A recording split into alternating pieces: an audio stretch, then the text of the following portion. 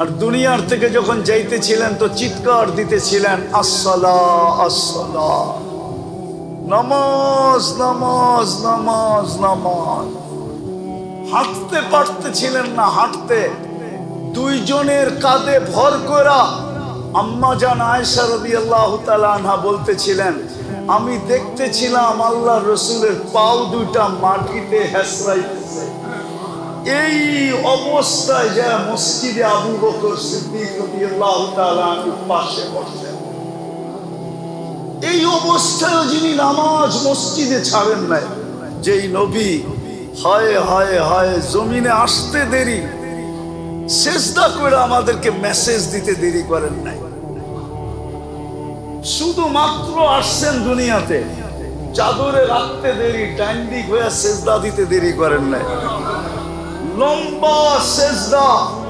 আম্মা জান বলছে, বেটা তুই কি বললি সেজদার ভিতরে? আমি জানি না, আমি তো আশ্চর্য হয়ে দেখতেছিলাম। দুনিয়ায় কত বাচ্চাই তো হইতে দেখলাম, কিন্তু কাউকে তো সেজদা করতে দেখলাম না। তুই আসতে দেরি, সেজদা করতে দেরি করলি না। আমি তো বলি সেজদা করেন নাই, উম্মতকে মেসেজ দিছেন, উম্মত আমার উম্মতির গৌরবের বিষয় হইল সেজদা। ও যুবক বলো তুমি কত ছুটে আসো। যে আয়েশাই মেসেজ দিল যে নবুয়তের ঘোষণা পাইতে দেরি, 23 বছর কাঁদতে দেরি করেন নাই। জিবরিল মিকাইল জিজ্ঞাসা করছে, মা জালা আরাকা তাবকি, যখনই দেখি কাঁদেন কেন? বলছে, জিবরিল উম্মতের জন্য কাঁদি, আমার উম্মত যেন গৌরব হারায় না ফেলে, আমার আদর্শ হারায় না ফেলে। গৌরব হারায় ফেলবে, আদর্শ হারায় ফেলবে তো আমি যেই জান্নাত চোখে দেখা আসছি ওটাও হারায় যাবে। যুবক, জান্নাত তো তোমাদের সামনে নাই। যদি থাকতো তাহলে কসম খোদা আমার সমাজে কোনোদিন মাদক বিক্রি হতো না। আমার সমাজে কোনোদিন মাদক বিক্রি হতো না। আমার সমাজের যুবক কোনোদিন মাদকে আসক্ত হতো না। হ্যাঁ, যুবক ঝুমতো, আমি মানি ঝুমতো, কিন্তু ও জান্নাত দেখা দেখা ঝুমতে থাকতো। যে জান্নাত তো দেখা যায়, কবে মরবো আর কবে যাব, জান্নাতে সব রাখা আছে। যদি আওয়াজ হলো তাহলে সময় কাটা যাবে। আল্লাহর ঘরে বৈশাও যা পাওয়ার কথা ছিল তা পাওয়া ছাড়া এখান থেকে চলে যাব। আল্লাহর ঘরে বসা থাকলে এমনি দুটা জিনিস পাওয়া যায়, চাওয়া ছাড়া দুটা জিনিস পাওয়া যায়। আল্লাহর ঘরে যতক্ষণ পর্যন্ত নিঝুম বসা থাকবে সে দুটা জিনিস পাইতে থাকবে। সহি হাদিসের রেফারেন্স, বুখারী শরীফের রেফারেন্স, একজন ফেরেশতা বলতে থাকবে, আল্লাহুম্মা আরহাম আলাইহি, আল্লাহ একে দয়ার বৃষ্টি দিয়া গোসল করায় দেন। আর দ্বিতীয় ফেরেশতা বলতে থাকবে, আল্লাহুম্মা গফির লাহ, আল্লাহ একে মাফ করে দেন। শুধু বৈশা থাকলেই এই দুটা মিলবে। একটা রহমতের গাঠি মিলবে, গাঠি বোঝেন তো, বোঝা বোঝেন তো, বোঝা বান্ডেল বোঝেন তো, রহমতের বান্ডেল মিলবে। আরেকটা নিষ্পাপ মাসুম ফেরেশতাদের মুখের দোয়া, মাগফিরাতের দোয়া মিলবে। শুধু এই দুটা বসা থাকার কারণেই মিলবে।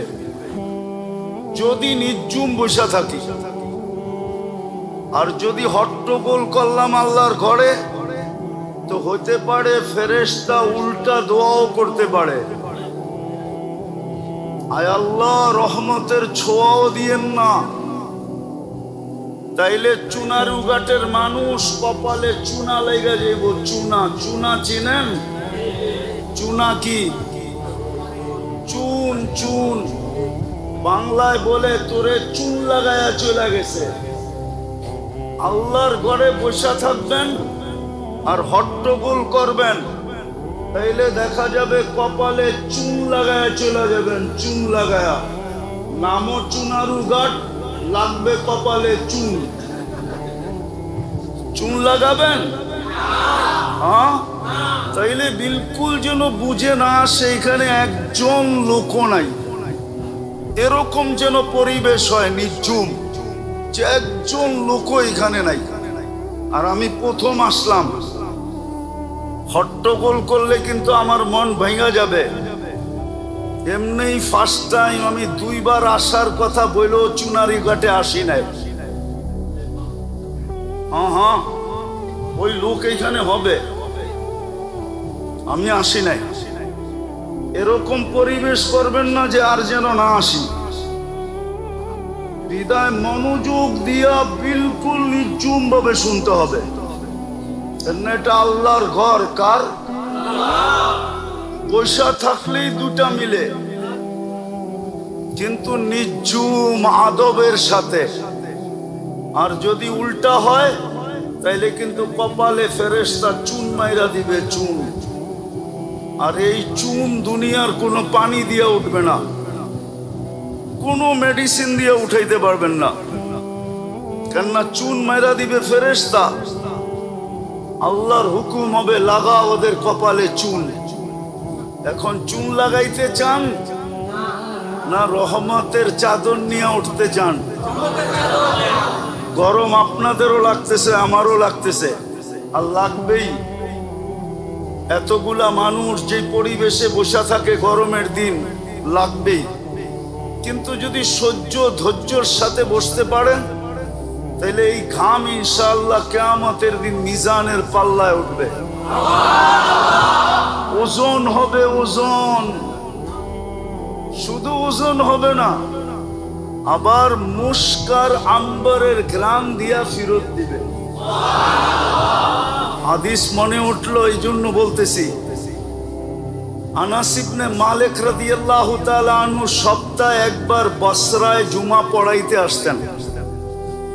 উনি যখন বসরা শহরের সীমানায় ঢুকতেন, তো পুরো বসরাবাসী জানতো যে আনাস শহরে ঢুকছে, কেননা পুরা বসরার ভিতরে সুঘ্রাণে পুরা পরিবেশ মোহিত হইতে থাকতো। একদিন সবাই চাইতা ধরছে যে আনাস, তুমি শহরের সীমানায় ঢুকতে দেরি, আমাদের কানে নাকে ঘ্রাণ আসতে দেরি হয় না, তুমি এই আতর কই পাইলা? আনাস রাদিয়াল্লাহু তাআলা আনহু হাসতেছে আর বলতেছে, এটা আতর না, আমি 10 বছর আল্লাহর রসুলের খেদমত করছি। গরমের সময় যখন আল্লাহর রসুলের শরীর থেকে ঘাম পড়তো, আমি ওই ঘাম বোতলে জমা করতাম। এখন শুক্রবারে ওই ঘাম লাগায়া আমি আসি, ওই ঘামের থেকে এই সুঘ্রাণ তোমাদের ওয়েদারে মোহিত হইতে থাকে। বিদায় শুধু কিয়ামতের দিন ঘাম ওজন হবে না, মুস্কার আম্বরে রূপান্তরিত করে আল্লাহ ফিরত দিবে। জান্নাতে লাগাইলে আর কোনো ঘ্রাণের প্রয়োজন হবে না। এই জন্য ধৈর্য সহকারে বসেন, লম্বা কথা হবে না,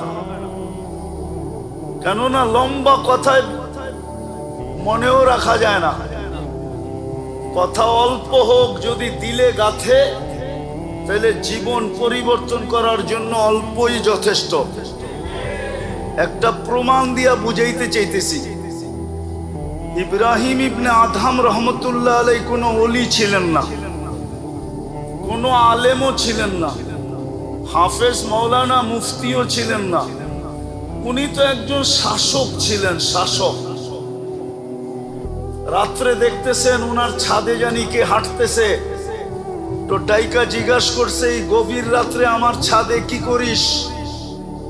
জাহাপনা, উট হারায় গেছে, উট খুঁজতে খুঁজতে ছাদে চলে আসছি।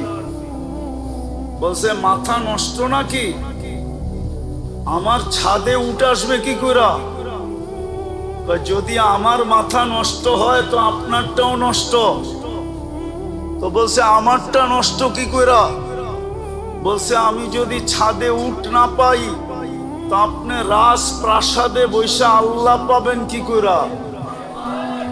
বাস এতটুক শুনতে দেরি, জীবন চেঞ্জ হইতে দেরি হয় না। দ্বিতীয়টা হাদিস শিক্ষা দিতেছি। বনি ইসরাইলে এক বদমাস ছিল, যুবক ভালো মতে শুনো। এক বদমাস ছিল, প্রতি রাত্রে নতুন এক মেয়েকে তার বিছনায় পাইতে হতো। এটাই তার অভ্যাস ছিল। প্রতি রাত্রে নতুন মেয়েকে নিজের বিছনায় নিয়ে আসতো। বর্তমান টাকায় 50 থেকে 60 লক্ষ টাকা খরচ করত। একদিন এক মেয়েকে নিয়ে আসছে, কামরায় ঢুকায় দিয়া বলছে আমি প্রস্তুতি নিয়ে আসতেছি। আয়শা দেখতেছে মেয়ে জারো কাতার কাঁদতেছে, তো জিজ্ঞাসা করছে ওই মেয়ে কাঁদিস কেন? তোকে তো বাধ্য করে নিয়ে আসি নাই, তোর দাম ঠিক হইলো তারপরেই তো তুই আমার সাথে আসলি, আর এখন পর্যন্ত তো তোর গায়ে আমি আঙ্গুলের ছোঁয়া দেই নাই, কাঁদস কেন? বলছে শুন কিফিল, তার নাম কিফিল ছিল। শুন কিফিল, আমি বাজারি মেয়ে না, আর এটা আমার পেশাও না। বিপদের কারণে আমি তোর হাতে ধরা দিতে বাধ্য হয়েছি, কিন্তু কাঁদি কেন জানিস? কালকে এই চেহারাটা আল্লাহকে কি করে দেখাবো। ও যুবক, একটু ভাবো না, তোমাকে এই যৌবনটাকে দিছে। একটু ভাবো না, তোমার ভিতরে এই বড় যৌবনটাকে দিছে। বলো না তোমার এই সুন্দর চেহারাটাকে দিছে, যাকে দেখা বহুত মানুষ, যেই চেহারা দেখা বহুত মানুষ 14 তারিখে তোমাকে ফুলও দিতে চায়। ভালো মতে বোঝো, ভালো মতে। বহুত মানুষ তোমাকে 14 তারিখে ফুল দিতে চায়, ঠিক না? আরে 14 তারিখ বোঝো তো না? বোঝো না? ফেব্রুয়ারির 14 তারিখ বোঝো তো? বহুত জন তোমাকে ভালোবাসার ফুল দিতে চায়, কি দেখা? আরে বলো না, এই চেহারাটা দেখা, এই যৌবনটা দেখা, ঠিক না? যদি যৌবন না থাকতো তোমার কি দাম হতো? তৃতীয় লিঙ্গ তো চুনার উগাটেও পাওয়া যাবে না? নাই? তৃতীয় লিঙ্গ চিনেন না? চিনেন না? ওকে ফুল দেয় কে আজ পর্যন্ত? বলুক এক যুবক আমি ফুল দিছি ওকে। এইখানের কোন যুবক বলুক, কোন যুবক বলুক এখানের যে আমি তৃতীয় লিঙ্গকে কোনোদিন ভালোবাসা ফুল দিছি? আছে দুই একজন, হইলেও হইতে পারে, কিন্তু যে দিবে সারা দুনিয়া বলবে ওর রুচি নষ্ট হয়ে গেছে। কি রুচি? কি রুচি? রুচি পুরো নষ্ট হয়ে গেছে রুচি, ঠিক না? না জানি আমেরিকা পাঠাইতে হবে কিনা ওর রুচি ঠিক করার জন্য। তৃতীয় লিঙ্গকে তো কেউ ফুল দেয় না। ওই মেয়েও বলতেছিল কিফিল, আমার সৌন্দর্য দেখেই তো তুই টাকা দিয়ে নিয়ে আসছিস, কিন্তু আমি কাঁদতেছি কেন জানিস? কালকে এই চেহারাটা আল্লাহকে কি করে দেখাবো? যুবক তুমি একটু ভাবো না, যে আল্লাহ তোমাকে যৌবন দিছে, কালকে এই চেহারাটা আল্লাহকে কি করে দেখাবা? যদি যৌবনের মূল্য তুমি না দিলা, বলো সুন্দর চেহারার যুবকরা, কালকে এই চেহারাটা আল্লাহকে কি করে দেখাবা? যদি যৌবনের মূল্য না দিলা, তো কিফিল শুনতে দেরি, মাটিতে চিৎকার দিয়া পড়তে দেরি হয় নাই। বলছে বোন, এখনো তো তোর গায়ে আঙ্গুলের ছোঁয়া দিলাম না, তাতেই যদি তোর এই অবস্থা হয়, তাইলে কালকে আমার কি অবস্থা হবে? আমি এই চেহারাটা কি করে আল্লাহকে দেখাবো? বোন তোর গায়ে হাত দিব না, টাকা তোকে দিয়া দিলাম, কিন্তু একটা অনুরোধ করব, তুই হাত দুটা উঠায়া চোখের পানি দিয়ে আল্লাহকে বইলা দে না, আমি তওবা করলাম, আমার তওবা যেন কবুল করে। আজকে যুবক তোমার ভিতরেও যদি যৌবনের মূল্য না দিয়া থাকো, তোমার সৌন্দর্যের মূল্য না দিয়া থাকো, তাইলে তুমিও আজকে এই মজলিস থেকে তওবা করতে পারো, মনে মনে তওবা করতে পারো যে আল্লাহ তওবা করলাম, কথা তো সত্য। আজকে সূর্য তো চুনারুঘাটো বলতে বলতে ডুবছে, লান আউদ ফি হায়াতিকা আবাদা। হইতে পারে চুনারুঘাটের মানুষ কাল সকালে কেউ আমাকে তোমরা উঠতে দেখবে না। আমি দুনিয়ার এরকম জায়গা চিনি যে সকালে কেউ আমার সূর্য উঠতে দেখে নাই, পুরা এলাকা আল্লাহ ধ্বংস করে দিছে। কোরআনে এরকম ডর্জন খানি কওমের কথা লেখা আছে, আর আমার চোখে সবগুলা দেখা আছে। কওমে আদ দেখা আছে, কওমে সামুদ দেখা আছে, কওমে লূত দেখা আছে, কওমে হুদ দেখা আছে।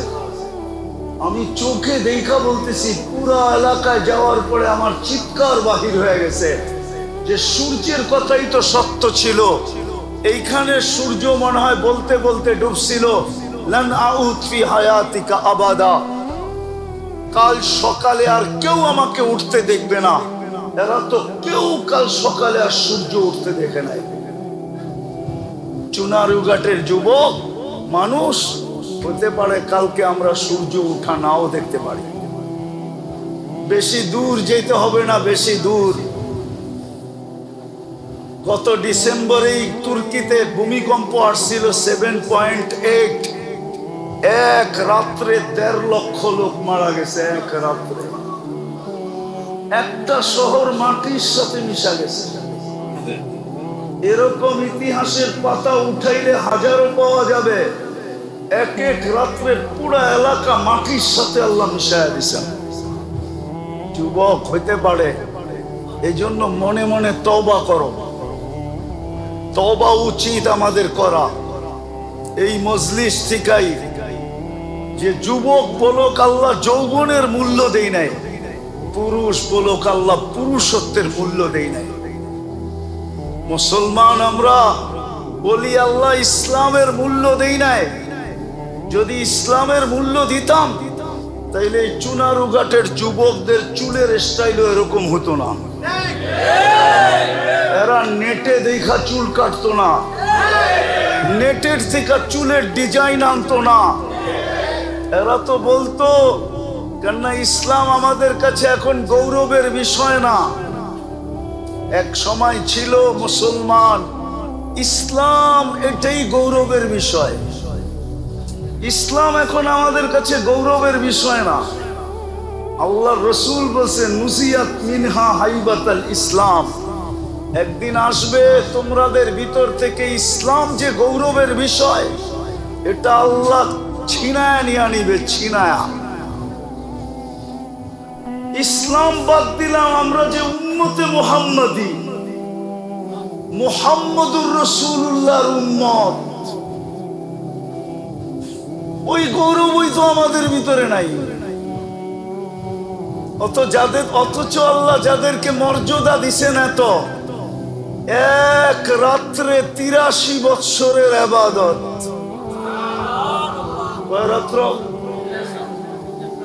সত্য তো? কোন রাত্র? আরে বলেন না। লাইলাতুল কয় বৎসর? আল্লাহ বলে 83 বৎসর তুমি চোখে দেখতেছ, কিন্তু 83 বৎসর কত বড় জানো? 83 বৎসর কত বড় জানো? আচ্ছা, আমাদের মাথার উপরে আকাশ কয়টা দেখা যায়? আচ্ছা, লম্বা পাশ কতটুকু? কেউ জানে? জানে না। চুনারুঘাটের শিক্ষিত মানুষও জানে না। এইখানের যারা আমেরিকা থাকে ওরাও জানে না, যারা লন্ডনে থাকে ওরাও জানে না। আরে সত্য, আরে বলেন না, কেউ জানে? কোন সীমা রেখা কেউ জানে না, ঠিক না? আল্লাহ বলে তোর 83 বৎসরের সীমা রেখাও কেউ জানে না। বলবেন এই তরজমা কই পাইলেন? কেন না সূরা শুরুতে আছে খায়রুম মিন আলফি শাহর। 83 বৎসরের চেয়ে উত্তম। তো আল্লাহ নিজেই বলে ওয়ালি খায়রি লা নিহায়া, আমি যখন উত্তম বলবো তো এটার কোনো সীমা রেখা থাকবে না। তোর 83 বৎসরেরও কোনো সীমা রেখা নাই।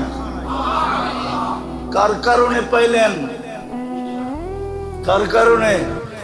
আরে বলেন না, উম্মতে মুহাম্মদী হওয়ার কারণে পাইলেন, ঠিক না? ওই নবীর উম্মত হওয়ার গৌরব আপনার ভিতরে কতটুকু? কিন্তু এই বাজারের মার্কেটের মালিকের ছেলের তো গৌরব আছে না? নাই? নাই? কি গৌরব? আমার বাপ এই বাজারের মার্কেটের মালিক, এই গৌরব নাই তার ভিতরে? নাই? হ্যাঁ, এই বাজারের সবচেয়ে বড় ব্যবসায়ীর গৌরব নাই? সে কি বলে? আমি কিং অফ দা চুনারুঘাট, আমি চুনারুঘাটের ব্যবসায়ীদের কিং। কিন্তু উনাকে যদি জিজ্ঞাসা করেন আপনি উম্মতে মুহাম্মদী হওয়ার গৌরব আছে কিনা, আমাদের ভিতরে তো উম্মতে মুহাম্মদী হওয়ার গৌরব নাই। গৌরব যদি থাকতো তাহলে চুলের স্টাইল এরকম হতো না, পোশাক আশাকের স্টাইল এরকম হতো না। যদি উম্মত হওয়ার গৌরব থাকতো তাইলে আজান হওয়ার পরেও বাজারের মসজিদ খালি থাকতো না, মহল্লাটা থাকতে পারতো। মহল্লালারা বলতো ওরা তো বাজারে কাজে কামে, কিন্তু বাজারের মসজিদ খালি থাকতে পারতো না। বাজারের মসজিদ খালি থাকে না? থাকে না? হ্যাঁ, থাকে না? না মনে হয় এখানে ইমাম মুয়াজ্জিন আছে কেউ? খালি থাকে না? থাকে না? জোহরে খালি থাকে, আসরে খালি থাকে, মাগরিবে খালি থাকে, এশারে খালি থাকে। এশারে তো আরো খালি, অথচ ডাকে কে? কে ডাকে? কে ডাকে? আল্লাহ। আল্লাহ তো পরিচয় দিছে আল্লাহকে। আল্লাহ তো বলে আমার পরিচয় শুনবি, হুয়াল্লাহুল্লাযী লা ইলাহা ইল্লাহু আর রহমানুর রহিমুল মালিকুল কুদ্দুসুস সালামুল মুমিনুল মুহাইমিনুল আজিজুল জব্বারুল মুতাকাব্বিরুল খালিকুল বারিউল মুসাব্বিরুল গফফারুল কহ্হারুল ওয়াহাবুর রাজ্জাকুল ফাত্তাহুল আলিমুল قابض الباسط الخافض الرافع المؤز المذل السميع البصير الحكم العدل اللطيف الخبير الحليم العظيم الغفور الشكور العلي الكبير الحفيظ المقيت الحسيب الجليل الكريم الرقيب المجيب الواسع الحكيم الودود المجيد الباعث الشهيد الحق الوكيل القوي المتين الولي الحميد الموصي المبدي المعيد المحيي المميت الحي القيوم الواجد الماجد الواحد الأحد الصمد القادر المقتدر المقدم المؤخر الأول والآخر الظاهر والباطن الوالي المتوالي البر التواب المنتقم العفو الرؤوف مالك الملك ذا الجلال والإكرام المقسط والجامع والغني والمغني المانع الضار النافع النور الهادي البديع والباقي الوارث والرشيد الصبور জাল্লে জালালু ৯৯ পদের মালিক আল্লাহ ডাকে। কয় পদের মালিক? কয় পদের মালিক? ও আসে না তো আসে না কি করে? যদি উম্মত হওয়ার গৌরব থাকতো তাজান শুনতে দেরি, ছুটে আসতে দেরি করতো না। বলতো যেই নবীর কারণে আমি এক রাত্র ৮৩ বছর পাইলাম, যার কোনো সীমা রেখা নাই। যেই নবীর কারণে আমি শ্রেষ্ঠ উম্মতের মুকুট পাইলাম, শ্রেষ্ঠত্বের মুকুট পাইলাম। ও চুনারুঘাটের লোক মানুষ, সমস্ত উম্মতকে আল্লাহ যা দিছেন ১৬ লক্ষ, সব যদি এক জায়গায় করা হয় আর উম্মতে মুহাম্মদীকে যা দিছেন ওটা যদি সামনে আনা হয়, তাইলে আমাদের পাওনার সামনে ওদেরটা বিন্দু হবে না, বিন্দু। এত দিছেন আল্লাহ এই উম্মতকে, ওটার মর্যাদা কোথায় আমাদের কাছে? তাইলে তো আজান হইতে দেরি, মসজিদ ভরতে দেরি হতো না। হায় হায় হায় হায় হায় হায়। চলেন একটু শুনাই দিই, যখন আসছি তাইলে ফজরে 1 ঘন্টা আগে মসজিদ ভরা যেত ফজরে। কেননা ফজরের নামাজ জান্নাতের টিকিট। কি শুধু জান্নাতের টিকিট না, ফজর নামাজ সর্বপ্রথম পড়ছেন আদম আলাইহিস সালাম।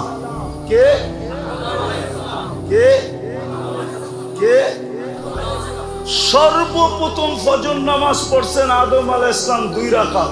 কয় রাকাত? 2 কারণে পড়ছেন 2 রাকাত। কয় কারণে? একটা সরে গেছে, আরেকটা উদয় হয়েছে। রাতের অন্ধকার সরে গেছে, আর সকালে সূর্য উঁকি মারতে শুরু করছে। কেননা উনি রাতের বেলায় এই দুনিয়াতে আসছিলেন, অন্ধকার দেখা উনি পেরেশান হয়ে গেছেন। যখন দেখছেন সকাল বেলার আলো উঠতে শুরু করছে আর অন্ধকার পিছের দিকে ভাগতে শুরু করছে, উনি খুশিতে 2 রাকাত পড়ছেন। ওই আদম আলাইহিস সালামের 2 রাকাত পড়ার সওয়াব পাবে প্রত্যেক ফজরের নামাজি। জান্নাতের টিকিট তো পাবে পাবে, আদম আলাইহিস সালামের 2 রাকাত পড়ারও সওয়াব পাবে। ভালো মতে শুনেন চুনারুঘাটের মানুষ, এই জন্যই বলতেছিলাম 1 ঘন্টা আগে মসজিদে জাগা হইতো না। ফজরের 1 ঘন্টা, আজানেরও 1 ঘন্টা আগে ঘোরা যেত। বলতে এই পাওনা ছাড়ে তো ছাড়ে কে? চাঁদ রাত্রে চুনারুঘাটেও সারা রাত্র দোকান খোলা থাকে, কাস্টমার থাকুক আর না থাকুক। কি খোলা থাকে না? হ্যাঁ, সবার দোকানেই কাস্টমার থাকে নাকি? হ্যাঁ, আশায় আশায় খুলা বসা থাকে, ঠিক না? গ্যারান্টি ছাড়াটা যদি সারা রাত্র খুলা বসা থাকতে পারে, তো ফজরের নামাজে তো গ্যারান্টি জান্নাতের টিকিট মিলবে, আর আদম আলাইহিস সালামের 2 রাকাত পড়ার সওয়াব মিলবে। হ্যাঁ হ্যাঁ, জোহরের নামাজ সর্বপ্রথম ইব্রাহিম আলাইহিস সালাম পড়ছেন। জোহরেও আজান হইতে দেরি, ছুটে আসতে দেরি করতো না। কেন? এক জোহরের সওয়াবও পাবে উম্মত হিসাবে, নবীর আদর্শ হিসাবে, আর ইব্রাহিম আলাইহিস সালামের মতো সওয়াব পাবে। উনি সর্বপ্রথম জোহর পড়ছেন। হ্যাঁ, সর্বপ্রথম আসর ইউনুস আলাইহিস সালাম পড়ছে।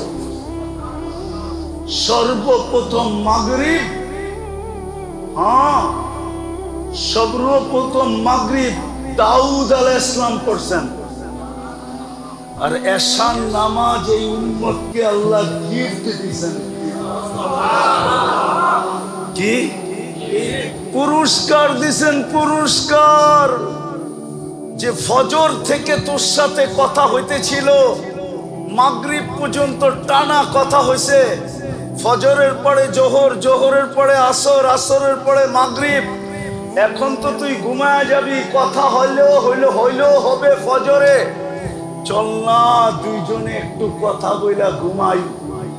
যদি সকালে নাই উঠলি, তাইলে আমি যেন বলতে পারি আমার সাথে কথা বলেই আছে। অনেক সময় মেহমান যদি অবেলা চলে আসে, তো বাড়ির সদস্যরা একটু মুখ কালা করে যে কওয়া নাই বলা নাই, অবেলা কেন চলে আসলো।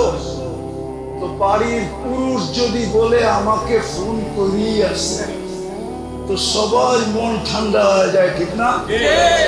আল্লাহ বলে এশারের নামাজ গিফট দিছি, 4 বেলা তোর সাথে কথা হয়েছে, সকাল পর্যন্ত কথা হবে না। হতে পারে রাত্রে তুই আমার কাছে চলেও আসতে পারিস, ঘুম চির ঘুম হয়ে যেতে পারে। বিদায়, চল না তোকে গিফট দিলাম, গিফট দিলাম তোকে গিফট। যদি রাত্রে চলে আসলি ঘুমের ঘরে, তো আমি যেন সমগ্র সৃষ্টিকে বলতে পারি আমার সাথে কথা বলেই আছে। আর যদি উঠা গেলি, তো সারা রাত্র ইবাদত লেখা দিয়া দিব। নবীর উম্মত হওয়ার গৌরব যদি থাকতো, তাহলে রব্বে কাবার কসম আজান হয়তো আর মসজিদে আসতো না। নবীর আদর্শ মতো চুল কাটতো না, পোশাক আশাক পরতো না।